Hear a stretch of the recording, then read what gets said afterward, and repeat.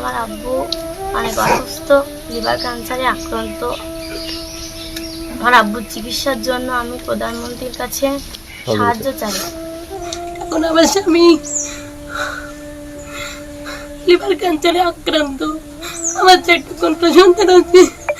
আমি চাই আমার একটা কন্যা সন্তান বিক্রি করে আমার স্বামীর সাহায্য সহযোগিতা করতে। আমরা খুব অসহায় করি, থাকার মতো জায়গা নেই। মামলা হামলা নির্যাতন কোনোদিনও বাড়ি থাকতে পারিনি। বাগান কাটাল জেলে সব জায়গায় গেছে। জেলেতে আসার পরে আমার স্বামী এই রোগে আক্রান্ত হয়েছে। আমি লিভার ক্যান্সারে আক্রান্ত। আমি এই পর্যন্ত দলের জন্য কোনো সাহায্য পাইনি। আমি তারেক জিয়ার কাছে যেতে চাই, আর ম্যাডামের কাছে যেতে চাই কবর জিয়ারত করতে। আমার সবাই মিলে একটু হেল্প করা হোক।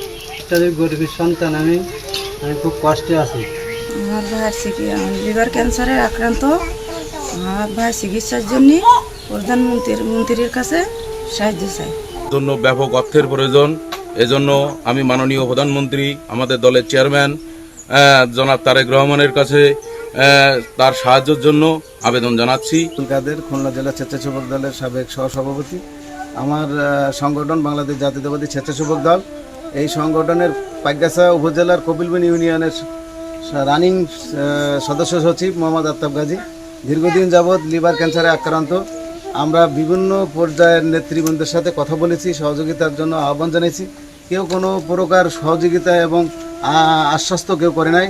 সবার কাছে গেলে দেখতেছি দেখবানে, কিন্তু তার পরিবার আজকে ক্যান্সারে আক্রান্ত হয়ে অসহায়ত্ব বরণ করছে। তাই আমি মাননীয় প্রধানমন্ত্রীর দৃষ্টি আকর্ষণ করছি, আমাদের দলের একজন নিবেদিত কর্মী 17টা বছর জেল জুলুমে নির্যাতনের শিকার যে কর্মীকে আর্থিক সহযোগিতা করে তার সুচিকিৎসার ব্যবস্থা করবেন, আমাদের মাননীয় প্রধানমন্ত্রীর দৃষ্টি আকর্ষণ করছি।